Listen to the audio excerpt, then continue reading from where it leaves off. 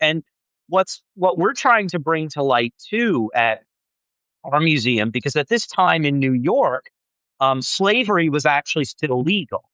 It Mm. would remain legal in New York until the end of the 1820s. And the Townsends, in fact, owned slaves. And one of them, Elizabeth, it's possible she may have been one of Robert's informants. There's a Well, historian who has written a book called Espionage and Enslavement about that I'm currently reading about this very topic, because Elizabeth actually in 1779 leaves the Townsend property, and Robert, who's a young abolitionist, writes to his father, Samuel, a slave owner, saying, "Look, drop it.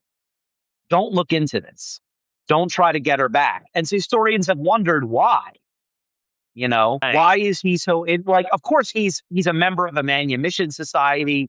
He's about Elizabeth's age. They probably grew up together, so he may want to see her free. But there are some who have suggested Elizabeth herself as 355, as this mysterious woman agent. Wow. In the North, some slaves could read and write.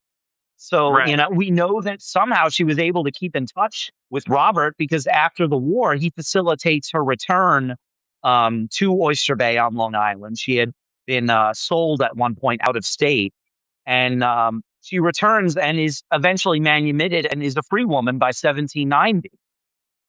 So there's that wrinkle to the story as well. We have these many. It's amazing because also in the Townsend home there were British officers quartered in the home. So we Mm. have their perspective too, without knowing that they were living in the home of an American spy.